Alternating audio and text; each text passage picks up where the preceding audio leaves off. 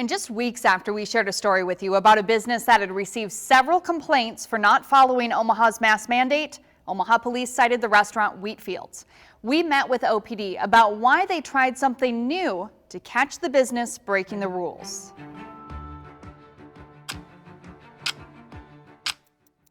In 5 months, Omaha police have conducted more than 800 mask mandate compliance checks. And in that same time, they've cited 5 businesses. How many calls does it take for you guys to issue a citation if you never actually see them having a problem, but people keep calling and saying it? Because I mean, you're rolling up in a police car, people might put on their mask right when they see you.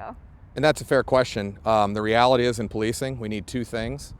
We need probable cause that a crime was committed, and the officer has to have some evidence that that occurred, and simply having somebody call to be an eyewitness to say, I saw somebody not complying with a mask on something that carries a $25 fine is not sufficient.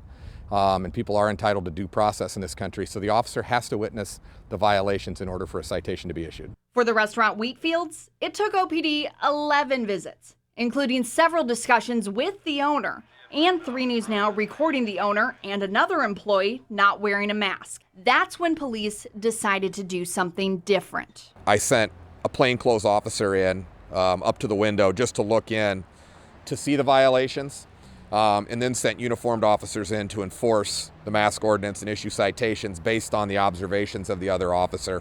It's an approach they've never used before in enforcing Omaha's mask mandate. Again, when we approach a lot of businesses, they see us pull up in cruisers and or uniforms, which probably results in some compliance.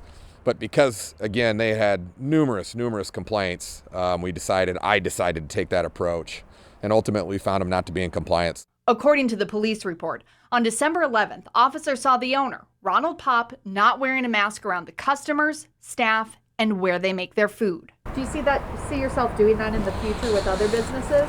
I think it would depend on the circumstances. As a routine matter of operation, no. But again, there's sometimes extenuating circumstances in certain cases where there are tools we can utilize as a law enforcement agency. Lieutenant Wells says sending an officer somewhere in plain clothes can be dangerous. What needs to be done carefully, in consideration for the officer's safety, manpower. And so because I run a unit where we have multiple other assignments and multiple other responsibilities, it isn't always feasible to be able to do that. In the end, OPD cited Popp twice for not enforcing the mask mandate and for not wearing a mask. Another employee was also cited for not wearing a mask. Each ticket is $25. The owner of Wheatfields declined our request for comment.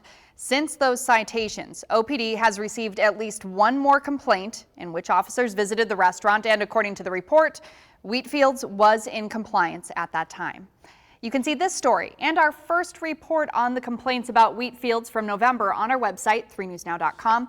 And if you have a story idea, shoot us an email at investigate@ithenewsnow.com.